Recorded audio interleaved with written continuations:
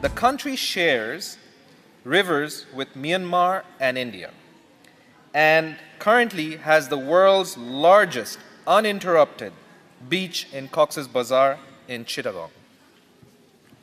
Bangladesh's population is on equivalent approximately 2% of the entire world's population. The total land area is approximately 147,000 square kilometers. In comparison, Ontario is 7 times larger. Bangladesh is prominently a Muslim country as well.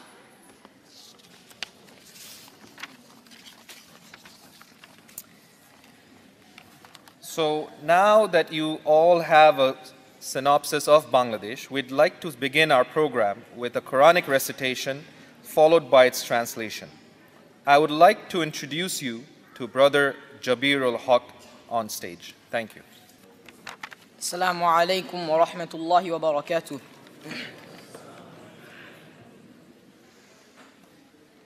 أعوذ بالله من الشيطان الرجيم.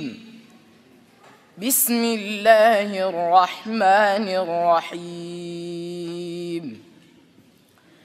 يا أيها الذين آمنوا اجتنبوا كثيرا من الظن إن بعد الظن إثم ولا تجسسوا ولا يغتب بعضكم بعضا أيحب أحدكم أن يأكل لحم أخيه ميتا فكرهتموه واتقوا الله إن الله تواب رحيم. يا أيها الناس إنا خلقناكم من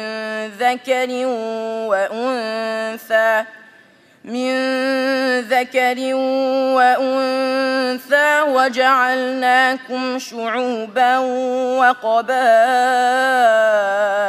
لتعارفوا إن أكرمكم عند الله أتقاكم إن الله عليم خبير. Believers, avoid being excessively suspicious, for some suspicion is a sin. Do not spy nor backbite one another. When any of you like to eat the flesh of his own dead brother, you would surely detest it. Have fear of Allah. Surely Allah is much prone to accept repentance, is most compassionate. O human beings, indeed we created you all from a male and a female, and made you into nations and tribes so that you may know one another. Verily, the noblest of you in the sight of Allah subhanahu wa ta'ala is the most God-fearing of you. Surely Allah is all-knowing, all-aware. Assalamu alaikum wa rahmatullahi wa barakatuh.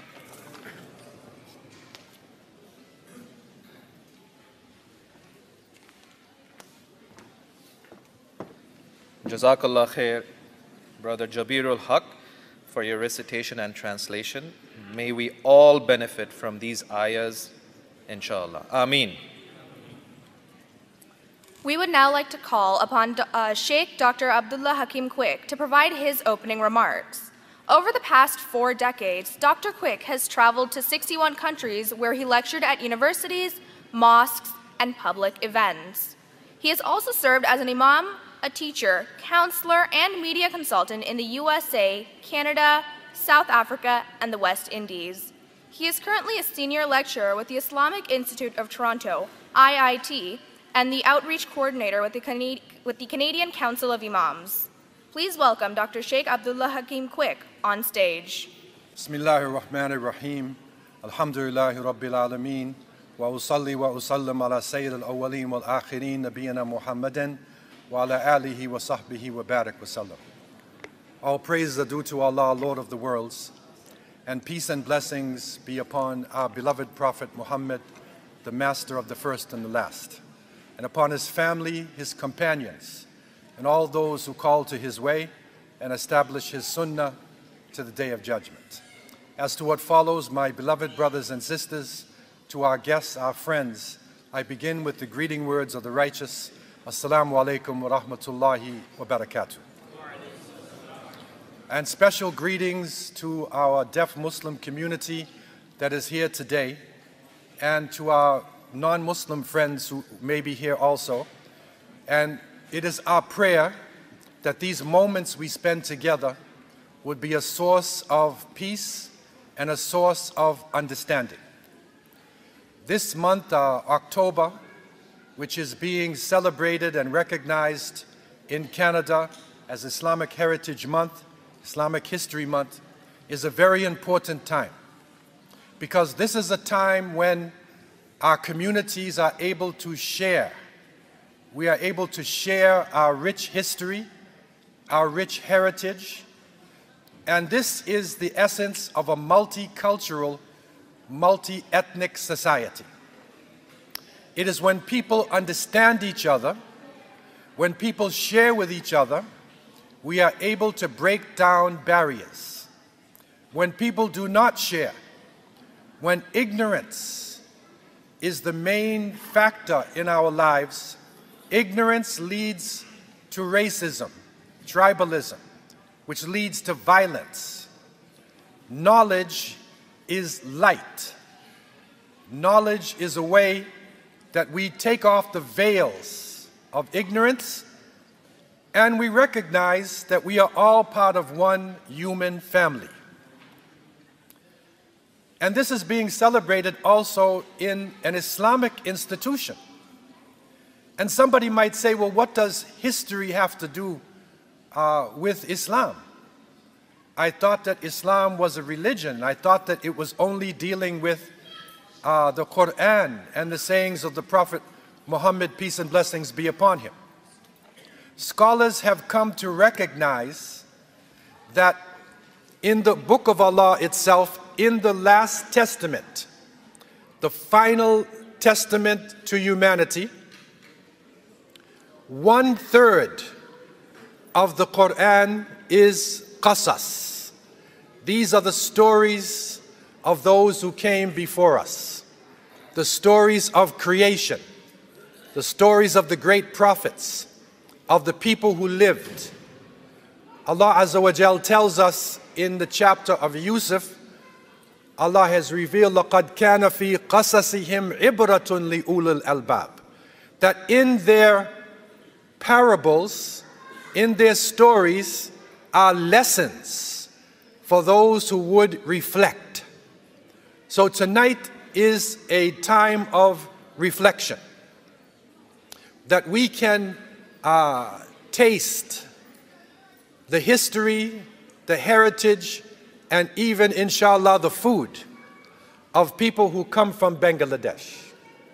And this is a great blessing that our community is so broad, because when our nations, when our community is united, as the First Nation people in Canada would say, and the Iroquois nation, these are the original people, their symbol was an eagle grasping 6 arrows. And scientifically, if you take one arrow, you can break it. But if you put it together with 5 other arrows, then it becomes an unbreakable force. Similarly with Muslims, when we are united together, Prophet Muhammad, peace, and we hope, inshallah, that you'll also come back with us next week. We are planning to have the Uyghur Muslims from East Turkestan to understand what is happening to our brothers and sisters in this part of China. Following that, the Rohingya Muslims. We also want to understand what is happening there in Myanmar. Following that, Kashmir. We want to look at Kashmir and the culture, and to understand what is happening to our brothers and sisters in that part of the world as well. The other great blessing of Islamic History Month is not only for Muslims to understand each other, but it is for the society, for people of other faith to understand who Muslims really are. we share our events. Some of the posters that you see during our events, we take them to schools, we take them to universities, to the city halls. We share it with the society, so the society can understand more about our rich culture and the great contributions that Muslims have made and are still making to society today. So it is a great privilege and an honor for me to have been associated with the community of Bangladesh from the early days when I was practicing Islam here in Toronto from 1970. From the early times, I was very intimate and close with brothers and sisters from the Bangladeshi community. And being together on an occasion like this, we learn more about each other, and inshallah we come closer together, and we break down tribalism and racism and misunderstanding.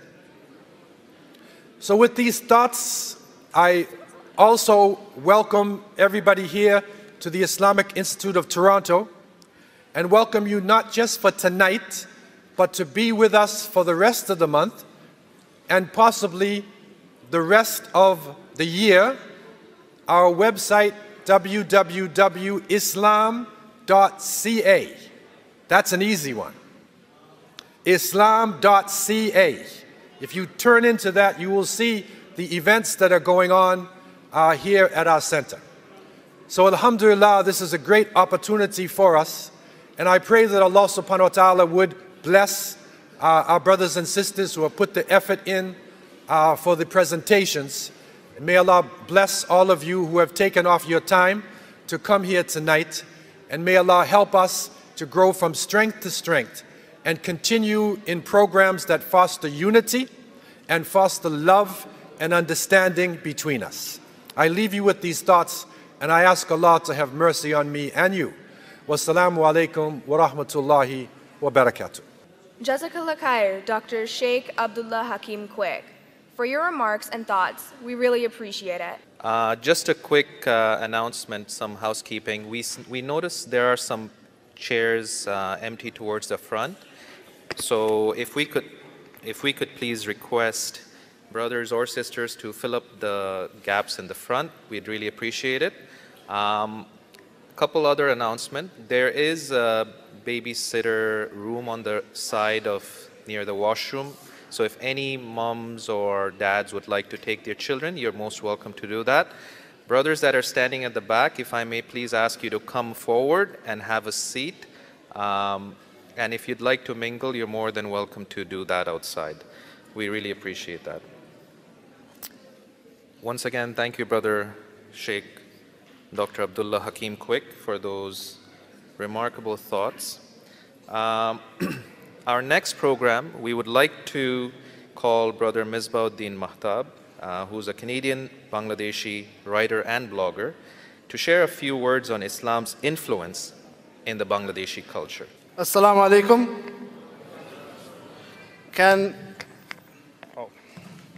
Can you all hear me? Yes, good. Because I've been told I'm very loud, usually by my family, so this is a good thing. So let me give you a brief introduction about myself. My name is Mesbah, and what I like to do in my spare time is play with Lego. And my son also has his own Lego, so we have our different Legos.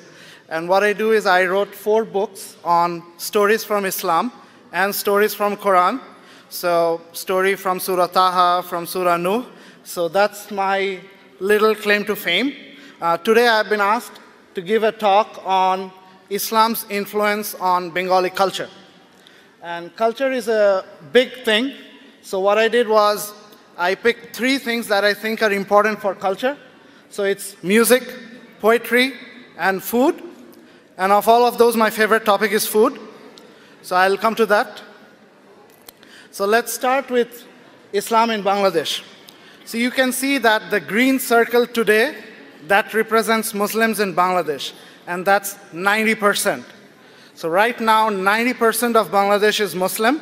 So that means obviously Islam has had a big impact in Bangladesh. not just our religion, but our way of dress, our speech, our food, our thinking, our poetry, our government. So this is the influence of Islam that I have to present in 10 minutes or so. One little thing about Bangladesh is that we are 98% Hanafi mazhab. So not only are 90% of the country Muslim, but 98% of those who are Muslim follow the Hanafi mazhab. Very homogeneous, with one exception: we love our shrimp. So on that part, we are not Hanafi. So you will get shrimp dishes everywhere. So again, as I said, I keep coming back to food, but let's continue to how Islam came to Bangladesh. Very briefly, in the 13th century is when we have documented records of Islam prospering in Bangladesh. Before that, we had traders and merchants, but from the 13th century is when Islam started to be established in Bangladesh, and mostly due to what we call peers or fakirs or darwish. So these are preachers. We call them Sufi, and Sufi is a very big term. So what happened is they would come, they would preach in a certain village, and they would have followers. Their students would go and preach elsewhere. So this is how Islam spread. One of the most famous of them was Shah Jalal. So the country's airport is named after him, the Dhaka airport. So along with India, Bengal was really the center of Sufi Islam. And Sufism has a very vast spectrum. So there's very orthodox compared to very lenient, and all of them you find in Bangladesh. Some of the more famous one is the Chishti, which was followed by the Mughal emperors. And there's also other schools that were followed by the Ottoman emperors. So this is why when we speak of cultural impact of Islam in Bangladesh or Bengal, we are mostly focused on Sufi Islam. But as I said, Sufi Islam is a very vast field. So let's talk about music. And you might think it's a little bit strange, but talking about music, but you know, music and Islam have a very long history together. So I'll give you this. For example, during the time of Prophet Muhammad sallallahu alaihi wasallam, you're all very familiar with this. طلع بدر علينا من سنيات الوداع. So yeah, my voice is not the greatest, but this quote-unquote song, or nasheed or hamd, whatever you want to call it, was sung when the Prophet entered Medina. Some say during the Hijrah, some say after the Battle of Khaybar. But songs written and poetry written in praise of Prophet about Allah, about Islam, about the warriors of Islam, about Muslim culture, they were very common from an early age. So when Sufis, priests, and Sufi preachers and saints came to Bangladesh, they brought this element with them. So some of the concepts that you find highlighted in religious music in Bangladesh, the Naats, for example, they talk about nafs, they talk about ibadah, they talk about tawheed, but there's also an element of zikr, of fana. So all of these you find in Bengali religious music. There's a special class of music called baul, and baul has the two main religions of Bangladesh really are Hinduism and Islam. So baul has influence from both of them, and we'll focus on, obviously, the Islamic aspect of it. So this is a poet and a musician. His name is Hassan Raja. So his songs were inspired by Islamic ideas. So for example, he would write about the temporary nature of this world. And he would say it's not important that you make a grand living in this world because it's only temporary. The next world is here to come. So that influence can be found in a very famous song of his, Loke bole bole re ghar bari bhala nai amar ki ghar banai mui ami shunneri majhar loke bole. So what he's saying is that I don't need to make a house here. It's a vacuum. Why should I make a house? My hair is turning gray. Soon I'll be gone. And you can see that some of these songs, they don't have the name of Prophet Muhammad ﷺ in them or Allah, but they have Islamic elements, Islamic concepts in it. So these are very popular in Bangladesh. Another person Now, some of these people may not even have been practicing Muslims, but even their songs and music and poetry was influenced by Islam. So Lalon Fakir is another example. He wrote anywhere between 10 to 20,000 songs. And I have to talk about Kazi Nazrul. So he is the national poet of Bangladesh. He also shares my birthday. Not the year, just the date. Anyone knows who the national poet of Pakistan is? Yes, it's so Allama Iqbal and Kazi Nazrul are the two big stalwarts of Muslim India. So at that time it was all India, and these were big cultural influence. So today I'll talk about Kazi Nazrul just a bit, but you can write a whole lot about him. So he wrote almost 4,000 songs and much more in poetry. So some of the famous nasheeds of Bangladesh, for example, Tribhubane Priyo Muhammad, which talks about the birth of Prophet Muhammad Sallallahu Alaihi Wasallam, or about Tora Dekhe Ja Amina Maer Kole. All of these were written by Nazrul. He actually had a religious upbringing. And as a young man, he worked as a muezzin. So he had a very beautiful voice. But he was also young, idealistic, and he saw what Bengal was going through. At that time, it was dominated by the British, and the British used to rule with an iron fist in Bengal. And Kazi Nazrul could not digest the fact that one time, Bengal was a powerhouse of Muslim knowledge, of Muslim power. And today, they were being oppressed, they were being humiliated. So he wrote poems that came to symbolize rebellion. And he was known as the rebel poet, Bidrohi Kabi. And for this, he was put in jail many times by the British. So he wrote poems that encouraged Muslims and the people of Bengal to break the chains, the physical chains that they were put in, and the metaphysical chains of culture of inferiority complex. Not only did he write these poems that were so moving, they were so inspiring that many years later, when there was a civil war in Pakistan and Bangladesh was fighting, the liberation movement used these same poems that were written against the British to inspire the Bengalis movement. So he had a very lasting influence on Bengali culture. One of the things was that he took ghazals. So in Bengali it's called ghazal. I looked it up. So he took ghazals that were Persian and Urdu and introduced them to Bengali. He was also one of the main contributors that encouraged Muslim Bengalis to get involved in arts. Previously, arts in Bengal was dominated by non-Muslims, so he encouraged Muslims to also get into poetry, into music. So he had a big influence, and we'll see some of the Islamic influence on him. This is a very famous poem, Karaho Louho Kapat. And what he's asking is for people to break the iron gates. So you can see that he is full of passion. He's full of fire. But as he grew older, he became a little bit mellow. And one of the last poems that he wrote, it's sort of a prayer. So he's asking the people to bury him next to a mosque. So he wrote it in his poem, that bury me next to a mosque so that I can hear the azan even when I'm in my grave, and I can hear the footsteps of the worshippers. And you know what happened? This poem was accepted by Allah as a prayer from him.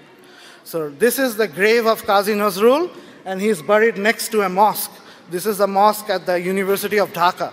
So just a side note, you never know what saying, what prayer at any time can be accepted from you. So we should really choose our words with care. So that was very briefly about the vast impact of Islam on Bengali music. Let's go to poetry. Again, poetry and Islam go a long way.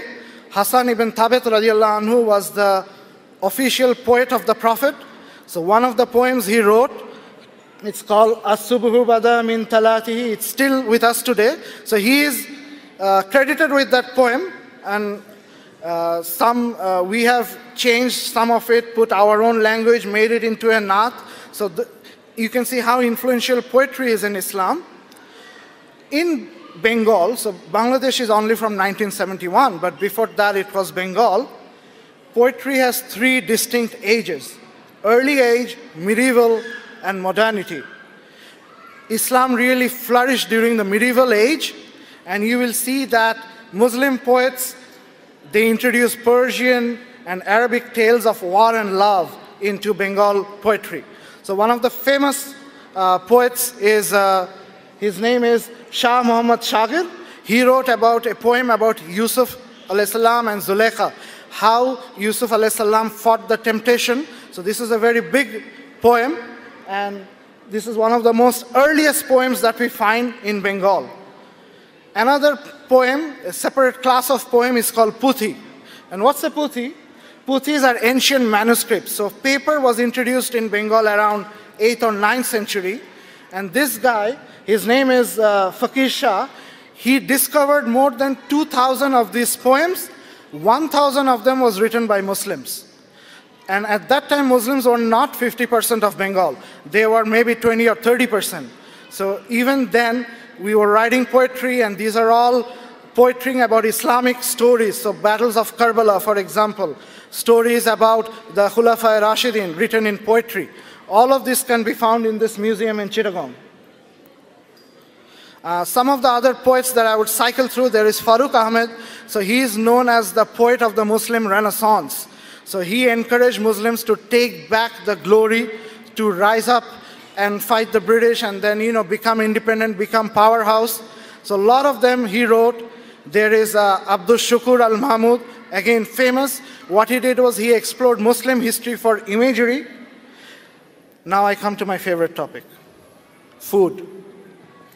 So I know that after this presentation, it's not food immediately, but I would like to whet your appetite by talking about Islam's influence on Bengali food. So this is a question that I put to you. What is the single greatest food introduced by Muslims into South Asia? Biryani. Yes. You could look at this picture all day. There's a quotation that you cannot satisfy everybody, you are not biryani.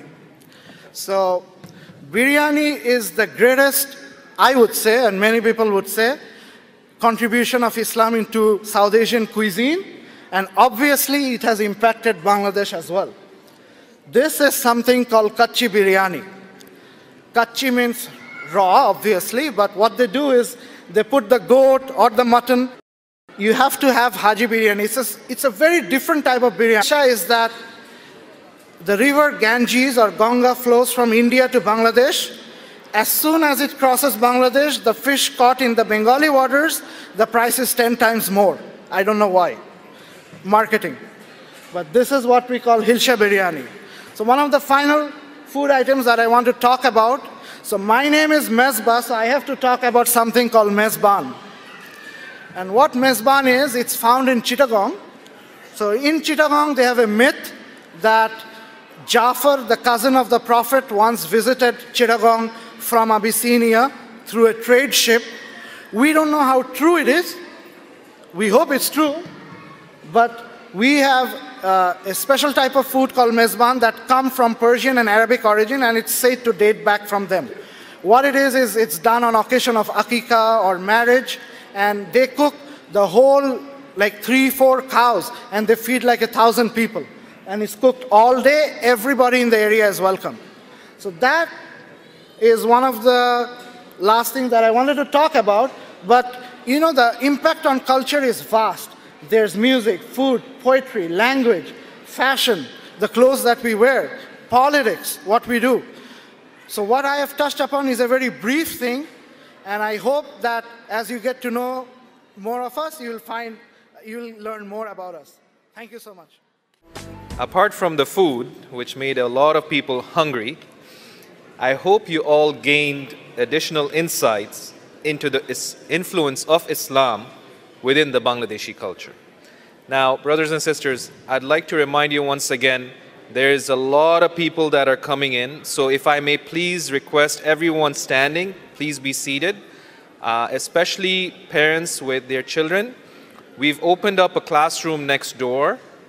If you could please have your children there if they'd like to mingle with their buddies.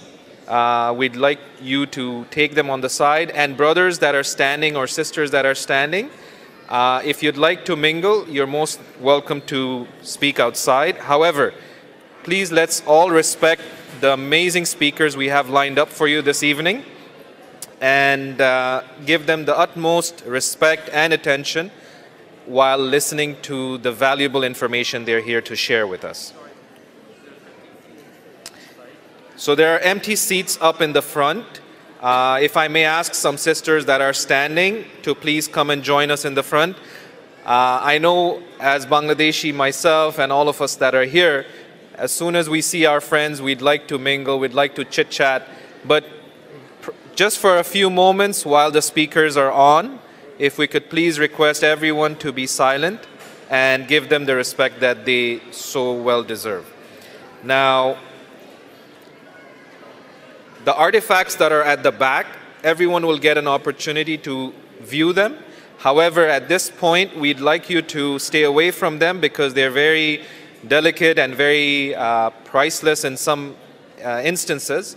So if we could please request the kids or the children to come on the side and have a seat, we'd really appreciate that. I like that we're all enjoying everyone's company and enjoying the Islamic Heritage Month. Alhamdulillah, IIT has been very kind to give us this space, collaborate with us, and most importantly, bring such a big gathering into our community. And we're expecting more shortly after Maghrib. So the next speaker that I'd like to introduce you to is going to talk a little bit more, or rather share a poem with you on the famous poet Qazi Nazrul Islam. His name is Abu Jafar Mahatab, and we call him Mahatab Uncle. So it is my honor to call Mahatab Uncle on stage to share a few words of Qazi Nazrul Islam in the form of poetry. Please. Manush. কবি কাজী নজরুল ইসলাম। গাহি সাম্যের গান, মানুষের চেয়ে বড় কিছু নেই, নহে কিছু মহিয়ান। নাই দেশ কাল পাত্রের ভেদ, অভেদ ধর্ম জাতি, সব দেশে সব কালে ঘরে ঘরে তিনি মানুষের জ্ঞাতি। পূজারি দুয়ার খোলো, ক্ষুধার ঠাকুর দাঁড়ায় দুয়ারে, পূজার সময় হলো। স্বপন দেখিয়া আকুল পূজারি খুলিল ভজনালয়, দেবতার বরে আজ রাজা টাজা হয়ে যাবে নিশ্চয়। জীর্ণ বস্ত্র শীর্ণ গাত্র, ক্ষুধায় কণ্ঠক্ষীণ, ডাকিল পান্থ দ্বার খোলো বাবা, খাইনি তো 7 দিন। সহসা বন্ধ হলো মন্দির, ভুকারি ফিরিয়া চলে, তিমির রাত্রি পথ জুড়ে তার ক্ষুধার মানিক জলে। ভুকারি ফুকারি কয় ওই মন্দির পূজারীর, হায় দেবতা তোমার নয়। মসজিদে কাল শিরনি আছিল অঢেল গোস্ত রুটি, বাঁচিয়া গিয়াছে মোল্লা সাহেব হেসে তাই কুটি কুটি। এমন সময় এলো মুসাফির, গায়ে আজাজির চিন, বলে বাবা আমি ভুকা ফাঁকা আছি আজ নিয়ে 7 দিন। তেড়িয়া হইয়া হাঁকিল মোল্লা, ভেলা হলো দেখি ল্যাঠা, ভুকা আছো মর গো ভাগাড়ে গিয়ে, নামাজ পড়িস বেটা। ভুকারি কহিল না বাবা। মোল্লা হাঁকিল তবে রে শালা, সোজা পথ দেখ, গোস্ত রুটি নিয়া মসজিদে দেয় তালা। ভুকারি ফিরিয়া চলে, চলিতে চলিতে বলে 80টা বছর কেটে গেল হায়, আমি ডাকিনি তোমায় কভু, আমার ক্ষুধার অন্ন তাবলে বন্ধ করনি কভু।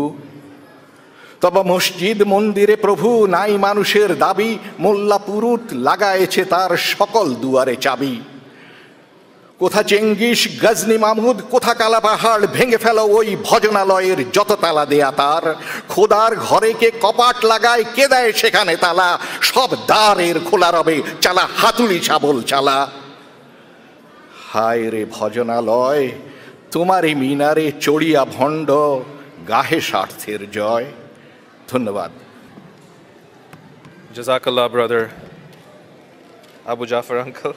So, some feedback that we just got is sisters cannot hear what we're saying and brothers can hear us, but it's not so clear. So, what will help with this is if everyone calms down, keeps a little silent, that'll help everyone to hear whoever is on stage, inshallah. Okay, the next segment is going straight into Maghrib, inshallah. So we will resume our program shortly after Maghrib. So Maghrib will be behind you right at the back. There are arrangements for brothers and sisters. So please join us for Maghrib. Inshallah, we will resume after the namaz, inshallah. If you could reply on the feedback forms, because it'll let us know what to do better next time. Feel free to include your contact information on the back, however, it is not required. Now, here's a fun fact. There are approximately 70 million Bangladeshis living outside of Bangladesh. They are active in communities contributing towards understanding Islamic knowledge. There are some 8 mosques in the GTA alone that are managed by Bangladeshis. Thank you, Raisa, for that fun fact. Now, a lot of you might have noticed there is a brother that's standing beside me. He is part of our ASL services for our brothers and sisters that do not hear, do not see, or kind of trying to accommodate everyone in that community. So, the next event that we'd like to call on, may I please have your attention? Thank you. We still have a lot of noise, a lot of brothers and sisters. Okay, so in the interest of time, we would like to call Brother Asad Ashraf to share an informative session on Bangladesh's Islamic roots and its contribution. Now, a brief intro about Brother Asad. I also call him Asad Uncle. MashaAllah, he's a professional of over 35 years in the financial industry and an educator who holds a certified financial planner designation and a fellow of the Canadian Securities Institute. He is actively involved in volunteering, regularly teaches in the Learn for Life program at the Toronto District School Board, and also volunteers with the Junior Achievement of Ontario program. He was also the chairperson of the Board of Directors of the South Asian Family Support Services. Additionally, he was the treasurer of various school councils and is a fellow of Paul Harris Foundation of Rotary International. Please join me in welcoming Brother Asad on stage. Assalamu alaikum wa rahmatullahi wa barakatuh. Brothers and sisters, I need your attention for the next 20 minutes, not longer. Please, I'll appreciate that if you just give me this attention. We can get it done faster, and then you can enjoy the food earlier. The longer you delay, the food will be delayed. So anyway, I would really request you to please concentrate and listen to me for the next 20 minutes. A'udhu billahi minash shaitanir rajeem. Bismillahir rahmanir rahim.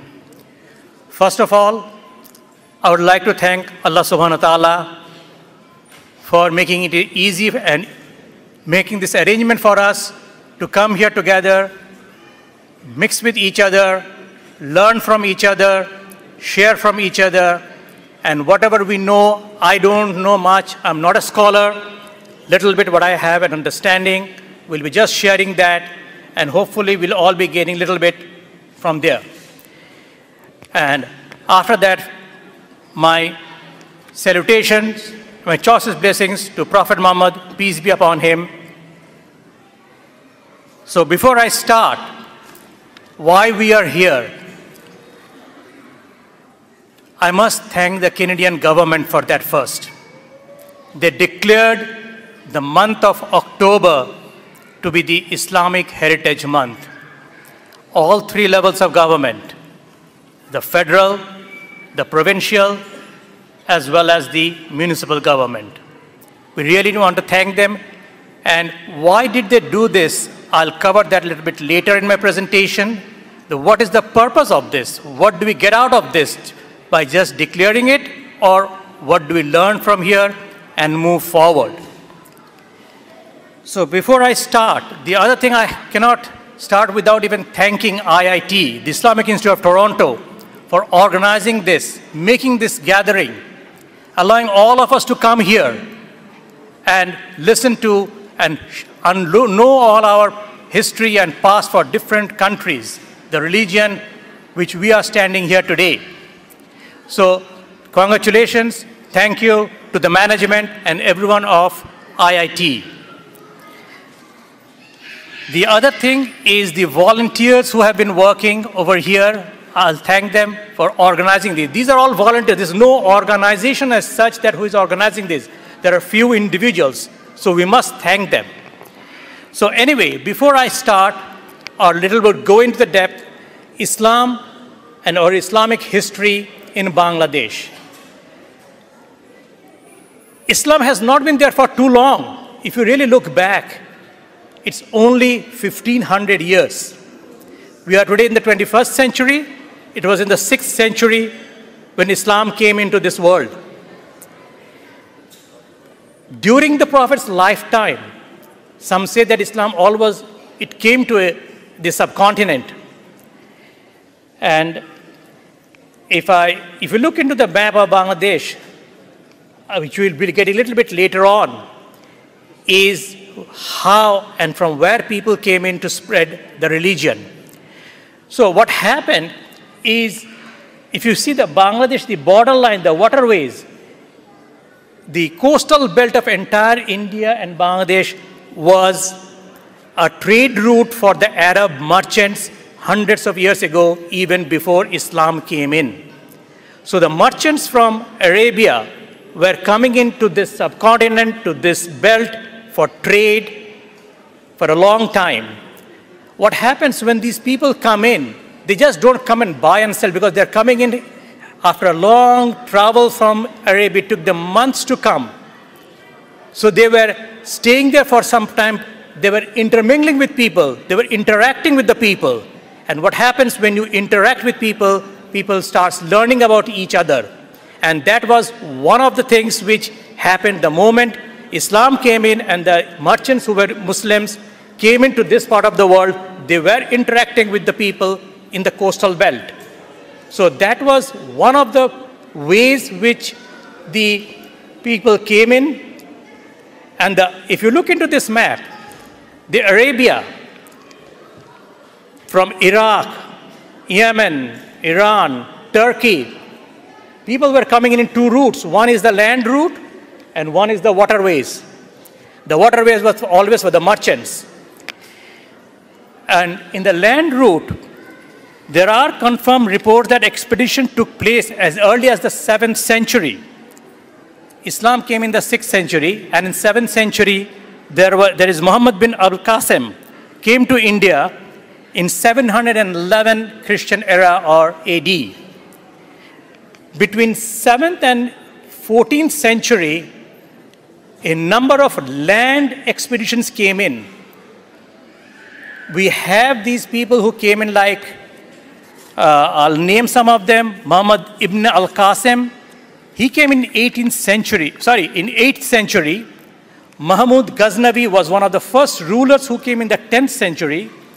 Ghiyasuddin was the founder of Tughlaq dynasty in India in the early 14th century. So what happened? These rulers or these people who came in, their primary objective, they were Muslims, but their primary objective was to come, conquer, rule this part of the world. Spreading religion was not, they spread religion, but that was not their primary job, or they never wanted to primarily do that. They wanted to, if they stay, they're doing business, they're ruling. Islam was being interactive, people were interacting with Muslims at that time. So all these land expeditions were up to the Mughal dynasty, when Babur came in, and it was an Islamic state he created in Delhi Sultanate. In fact, the Delhi Sultanate was done by the Ghiyasuddin, and Shamsuddin Ilyas was the first one who formed the Bengal Sultanate in the entire Bengal region, and he declared as a Islamic kingdom. So the first Islamic kingdom was formed in the Bengal Sultanate. It was in the 14th century. Prior to that, there were a lot of interactions, but it was not a conversion of Muslims, of those people who were already in that part of the world, the local population. So the major conversion in the 13th to the 14th century and 16th century was where people converted into Muslim. By who? By the scholars who came in from Arabia, from Yemen, the people who dedicated their life for the religion. They spent the whole life coming in and spreading the religion. What I will do, I'll just name and then I'll go back to my old slide to explain. One of the first scholars was Baba Adam Shahid. He came and settled in Vikrampur, which is near the Dhaka or the central region. So he came and he settled down in the central region. We then have Muhammad Sultan Rumi. He came and he settled in the western part of Bangladesh, Rajshahi, that area. We have Sheikh Jalaluddin. He came and he settled in the northern part. So each of these scholars were spreading religion in a localized area. We have Khan Jahan, who came in and he settled in the Khulna or the western region. So all of these scholars, they came and spent time in each of the local areas because the transportation was not as good as today, what you see. At that time, it was all they were moving in foot, or they were just having the camel or the horse ride, they were having it. So it was a difficult time. However, they were all in the localized area they came in. In the coastal belt of Chittagong, we have Shah Amanat Shah, Shah Garibullah Shah. They are the people who came and they spread the religion. So these are the Sufis or the scholars who came to spread the religion. Fine. So first we have the rulers who came and ruled, and during that time the scholars, they spread. Now let's look into it. How did they spread? If we really go back and look into the history, during these scholars' lifetime, there was never any conflicts. They never had any kind of violence. The message of Islam, the peace, that was spread. It was, have one God, equality, respect to all. These are the messages of Islam, and which is the true Islam. It was spread. If I go back a little bit, between the 8th and the 12th century, the Pal dynasty or the Buddhist dynasty was the ruling in entire Bengal. And after the Buddhist dynasty of Pal, it was the Sena dynasty, which is the Hindu dynasty. And there was, if you can, people who know about a little bit about the history, there were a lot of caste systems. So there was a lot of conflicts within the religion. People are having a lot of conflicts. And Islam came over there to it's not preaching, they just passed on the message of Islam, the peace, that it's only one God, you have to worship this God who has created you, all human beings were equal, irrespective of our color, our race, our religion, we're all equal, and we have to respect everyone. These were the basic messages, and they, in fact, all of these scholars, their spread of religion was through the message, nothing else. They never forced anybody. And these people, they really got the messages. What happened when these conversions took place? People started living in harmony. The 16th, the 15th, the 16th century, 17th century, the Bengal's economy was flourishing. They were rich. There were no conflicts. The world was in envy of that region. The per capita income was one of the highest in the world. So we see, because of this problem of the economy was going so good, it was people were happy, things were good. We see the Britishers came in, why they wanted to trade all the way from, if you see into the world map, it's from one corner, the Britishers, they came in all the way. The Portuguese, they came in all the way through the waterways to get what is happening in this part of the world. So if I little bit just go forward, and then this is what happened. Islam was in the 6th century, and then between the 7th and 8th centuries, Muhammad Ibn Qasim came in. In the 10th century, Mahmud Ghaznavi was there. 13th to 14th century was Ghiyasuddin, and then we have Shamsuddin Ilyas, who declared the Sultanate of Bengal with the Islamic kingdom. And these are basically the names which I said. Different Sufis came in at different, or the scholars which you call them. Yes, there could be some controversies if you call them Sufis, but let's not look into the controversies. Move on with the scholars, the preachers. These are the people, they preached Islam all over Bangladesh. And as I said, things were very good. Now, why did I say this? What is there by just knowing somebody came and preached Islam in the 7th century or the 10th century or the 15th century? What is there for us? What do we get out of it? We are all here again. If you look into all of us, we have come from different parts of the world. We have somebody from Bangladesh, somebody from Guyana, somebody from India, somebody from Egypt. We are all here. If you look into the message of Islam, the way Islam spread at that time was the pure peace, the religion of peace. Today we are missing this peace. If we really understand our religion, the core, this core is very simple. You worship only one God. And Allah subhanahu wa ta'ala, He is the only one to be worshipped. And we have to respect each and every one. We live here with our co-workers, our neighbors of different culture, different background. Why can't we show the same respect? If you really go back to even today in Bangladesh, I don't know how many, if people who are not from Bangladesh will be surprised to know this. The Muslims, the Christians, the Buddhists, the Hindus, they're all living together in harmony.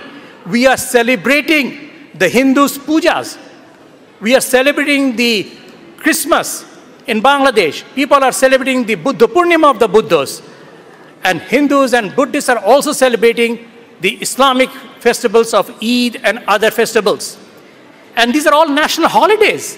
So you can imagine that even today, they are living in peace. And you see, these are the mosque, the temple, the church, everything is there. This is one thing a little bit confuses me always. If all these three things and people are living together, why can't we live together in peace and harmony? Why can't we learn the basic thing from the religion? Yes, Salah is definitely one of them. That is mandatory. We have to go for Hajj. Have to go for Zakat. We have to do. But the basic concept of Islam is peace. We have to respect people. We have to understand people. Without that, it will be difficult. We have to be answerable for all our deeds, whether small or big. If I can respect my co-worker, whether he's she or he's a Christian or a Hindu or a Jew, I lose nothing. Rather, there is much more for me to gain. I have lived a good part of my life in the Hindu kingdom in Nepal. There were hardly any Muslims. There was only one mosque in Kathmandu. But there was no problem. Very few Muslims were there, but the Muslims were living in harmony with the Hindus. I lived also a certain part of my life in the Middle East, where all Muslims. So my point is, if we want, we can. If we can just understand the basic message of Islam, the peace. I don't want to prolong much more. With that, I want to end. I want to really thank everyone for giving me this undivided attention. As I said, that I am not a scholar. If I have made any mistakes, please forgive me. It is not that I have intended to do that. And anything good that I have done is only because Allah subhanahu wa ta'ala. With that, I thank you and Jazakallah khairan.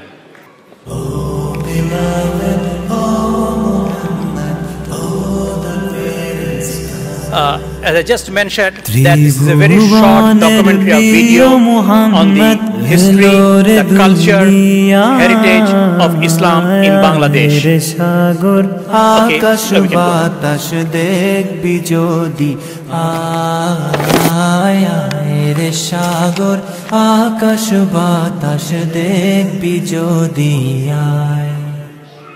ত্রিভুবনের প্রিয় মুহাম্মদ এলো রে দুনিয়ায় রে সাগর আকাশ বাতাস দেখবি যদি আয় রে সাগর আকাশ বাতাস দেখবি যদি ধুলির ধারা বেহেশতে আজ জয় করিল দিল রে লাজ ধুলির ধারা বেহেশতে আজ জয় করিল দিল রে লাজ আজকে খুশির ঢল নেমেছে আজকে খুশির ঢল নেমেছে ধূসর সাহারায় little bit of technical difficulties as usual with the system, so please bear with us. The sound is not coming in, we're just working on that. সাগর আকাশ বাতাস দেখবি যদি You have come from the blessed land, salvation will be in your hand. You have come from the blessed land, salvation will be in your hand.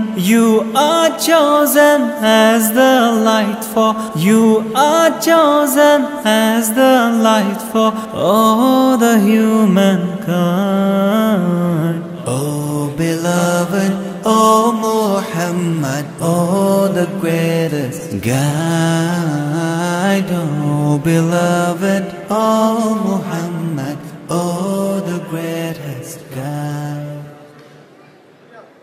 দেখ আমিনা মায়ের কোলে দোলে শিশু ইসলাম দোলে দেখ Islam's poetry.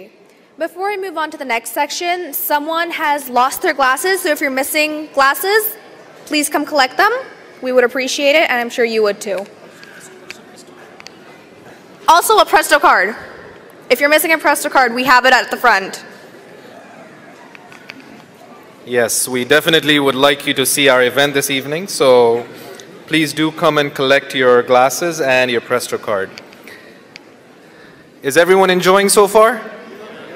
Perfect. Yeah. Is everyone really enjoying the event so far? Perfect. That's better.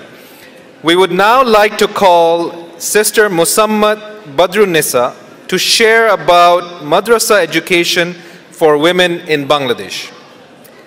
A bit about Sister Badrunnisa. She has been serving for more than 14 years as a career-oriented administrator, facilitator, and training coordinator in the regional educational field as well as overseas. She is also the chairperson and CEO of the Empowerment and Human Development Society. Due in part to her work after the TEA, which is the Teaching Excellence and Achievement Program, a program that is sponsored by the United States Department of State Bureau of Education and Cultural Affairs, Sister Badrunnisa was awarded a highly competitive Echedina Global Scholars Fellowship at the Brookings Institute in 2015. Ladies and gentlemen, brothers and sisters, please welcome Sister Badrunnisa on stage.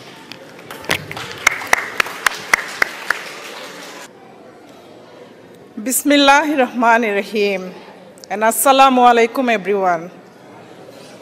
Ladies and gentlemen, it is such a privilege and happy moment, I would say, standing in front of you all and sharing some of my experience and insight what I have been experiencing about 20 years traveling across the world. I would like to appreciate the organizers and volunteers. I am one of the newcomers in this community. Although I came here in 2017 as a speaker in one of the events which is organized by the Sylheti community of Bangladesh as one of the speakers. But the people whom I met in last few weeks, the undivided affection and love and support they extended to my journey and to my children, I really appreciate and grateful for that. I also like to thank to the organizers, especially for this event, Mr. Mohiuddin, Brother Suhaib, and most importantly, my brothers, Mr. Nurul Islam and Mr. Moinuddin Chaudhuri, who helped me to introduce with this group and letting me to speak up about my work. It's a beautiful night. And I would say, and I would agree with Brother Abdullah Hakim, what he said, this is the time to share our uniqueness, celebrate the differences, educate each other, and remove misunderstandings, and having conversation about our culture, about our heritage. Dear brothers and sisters, we are going through in an unique era, a crucial time. Our students and our children, they are facing so many questions in their everyday life about their identities, about their beliefs, and as well as the ongoing misunderstanding and ongoing, I would say, the violence and extremism, and as well as the Islamophobia tendency from the people around us. I would like to appreciate the people in the Canadian government who brought up this very important issue, and for that reason today we all are gathered here. So as Brother Shuaib introduced me, I have been working in Bangladesh about 20 years in the education and social development sector with a special focus on the madrasa education and girls' education in madrasas. Besides that, I travel about 20 countries, speaking about the challenges and opportunities the students are facing in madrasa education, and what are the opportunities they are having in those Islamic institutes.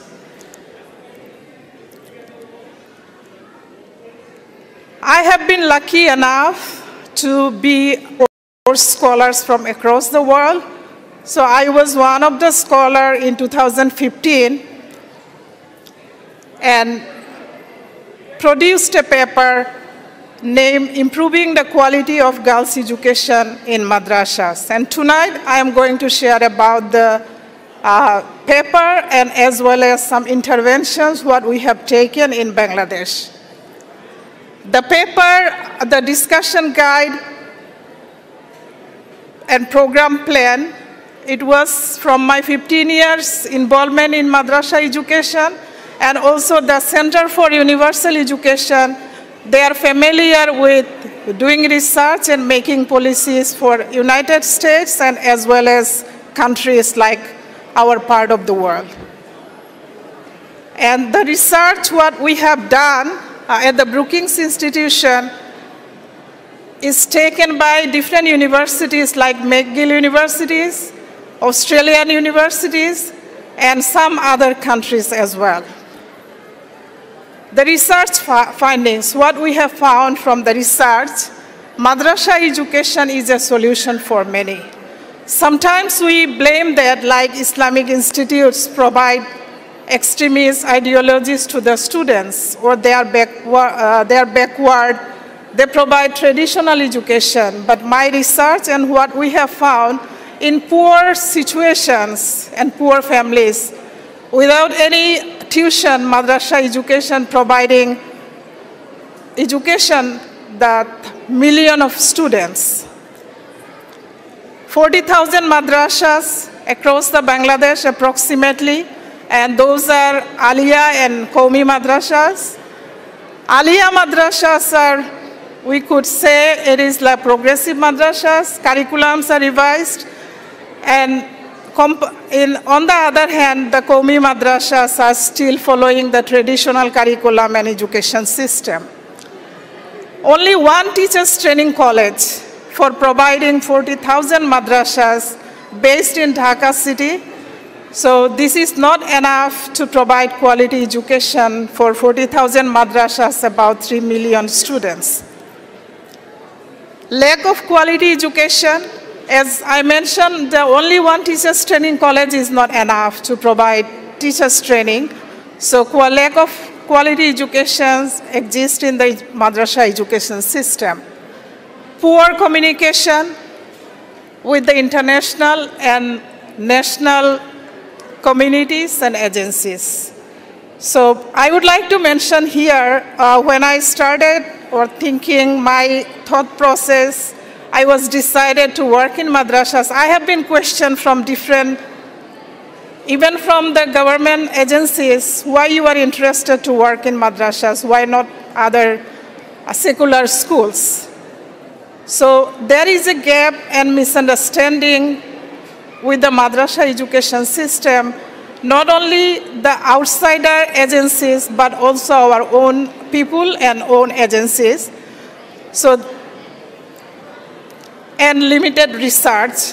When I was doing my research at the Brookings for, as a resident scholar for 5 months, so I have found that like there was not enough adequate research on this very important topic. The challenges of girls' education, what are the challenges girls are facing? Small number of female teachers. Early marriage is very common in the madrasa communities. Wrong interpretation of religious narratives. Insufficient support, emotional, mental, and physical well-being for the students, and excluding women from decision-making and peacemaking process, and lack of role model or leadership in the madrasa education system.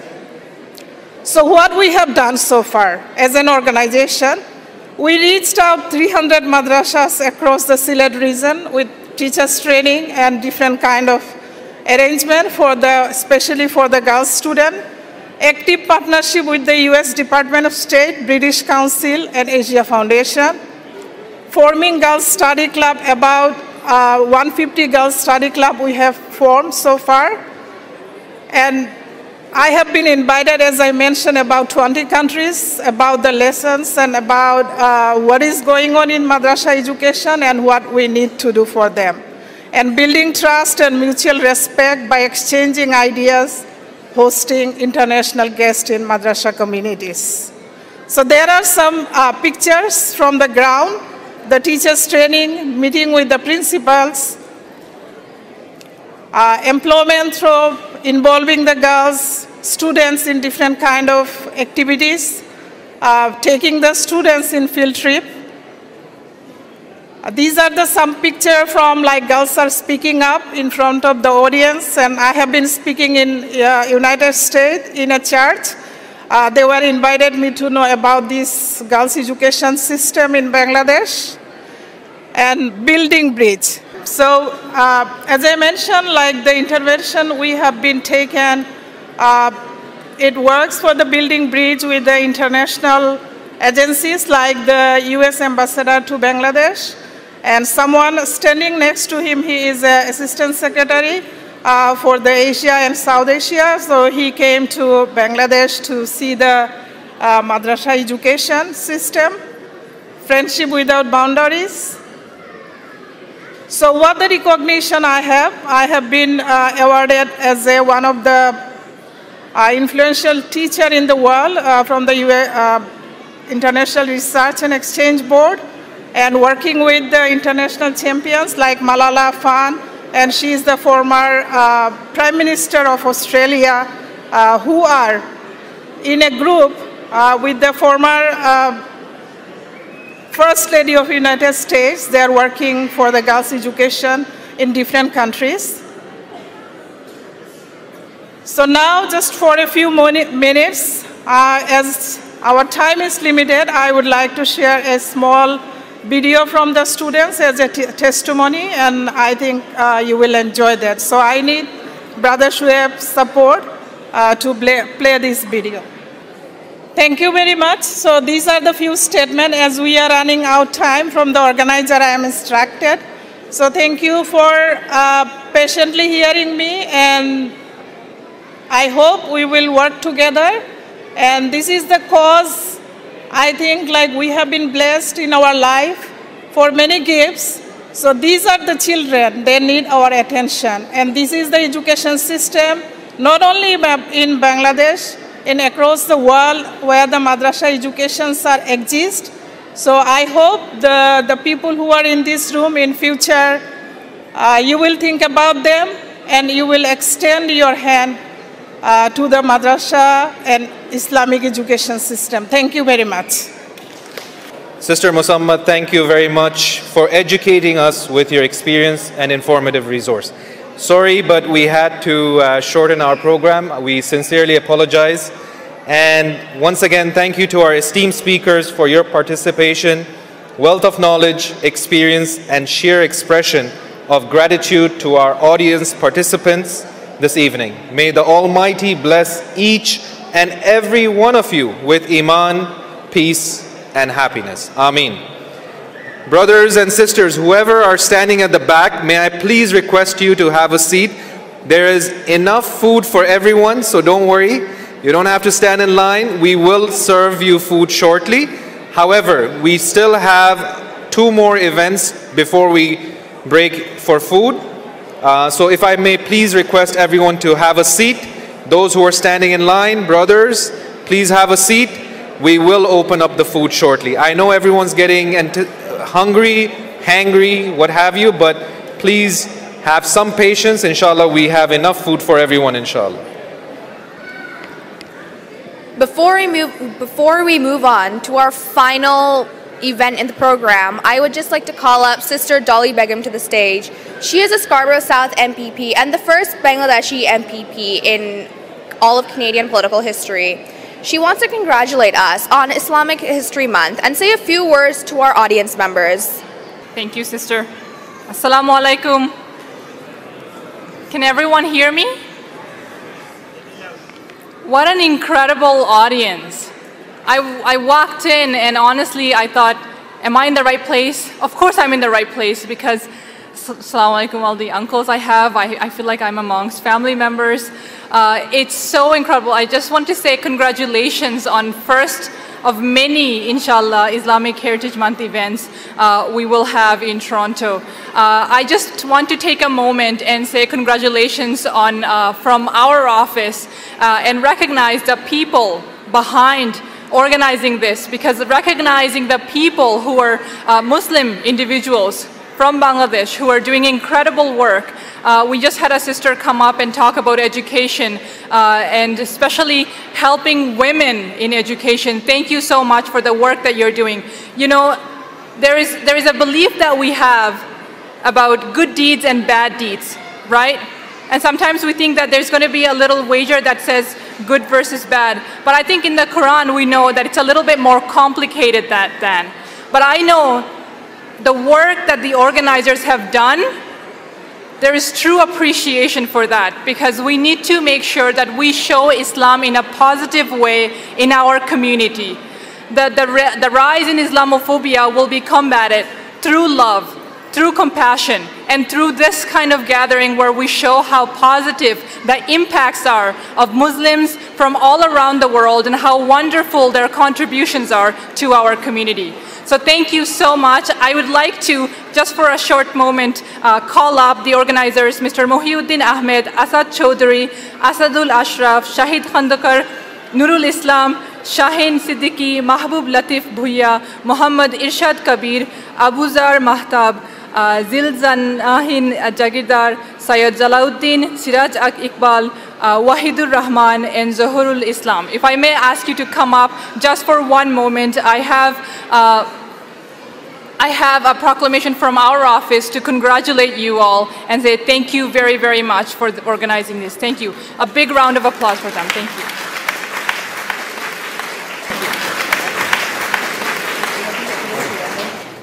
Thank you so much, Sisters Ali Begum. We also have a congratulatory note from the Premier Doug Ford and the Toronto Mayor John Tory.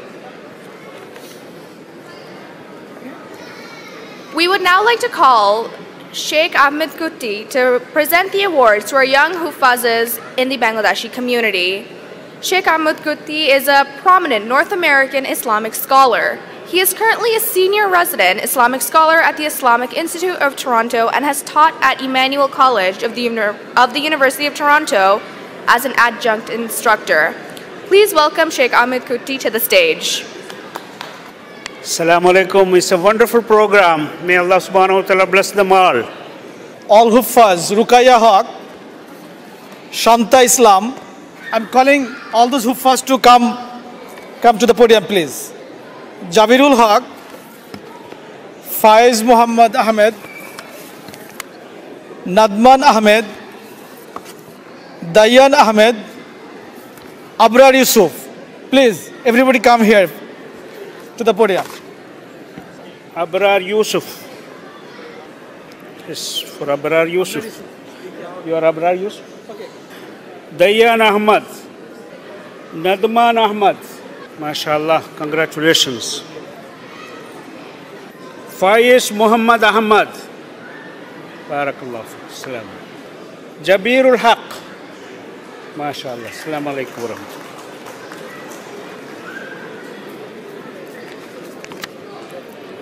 Shanda Islam. Shanda Islam, please come in. MashaAllah. Congratulations for you. May Allah bless them all, grant them success in this world and the next world. And all of you, may Allah subhanahu wa ta'ala send down His blessings on all of you, inshallah, and give us all success in whatever endeavors we are engaged in. Alhamdulillah, we heard wonderful lectures and presentations. It's really inspired me to hear and listen about the history of Bangladesh. They did a wonderful presentation and a program. May Allah bless them all. Assalamu alaikum wa rahmatullahi wa barakatuh. Thank you so much, Brother Ahmed Kutti, for doing the honors in celebrating our young Hufazes. Brothers, I know we are very hungry, but we have 2 more minutes and we are done, inshallah. Are you all happy about that? Perfect, okay. So, as we approach the end of our program this evening, I would like to request Sister Lamia Chaudhary to provide her closing remarks, inshallah. Thank you. All right, Assalamu alaikum everyone. I know I stand between you and food, so I will try to keep this short. I would like to conclude our event by thanking you all for being here. Your sheer presence has made this event unique, and it has made it successful just because you were here. Your active and dynamic participation made this a very happening and unique event. Alhamdulillah. And I am grateful to all the speakers today, the shuyukh, all our volunteers, our media partners, and brothers and sisters who have consistently encouraged us to strive for the best for this event. May I also take this time to thank our colleagues, the organizing committee, led by Brother Mohiuddin Ahmed, who has put a tremendous amount of effort into this event for the past few months, despite his very, very busy schedule. And I would also like to thank the rest of our team and, of course, our sponsors for their financial support. We are going to put the names of our sponsors on here because I don't have enough time to read everyone's names. So thank you to everybody, and may Allah shower His enormous blessings upon you and upon your families. I would also like to express my sincere gratitude to the IIT management who have opened their door for us and for their support in hosting us for our event. Thank you very much. Jazakumullahu khair. All right, we will begin serving food. Thank you. Please help yourself towards dinner. I can see a lot of you have already started. That's very encouraging. But don't forget, next week, the UGIR program is going to be held at the IIT. And I hope you all enjoyed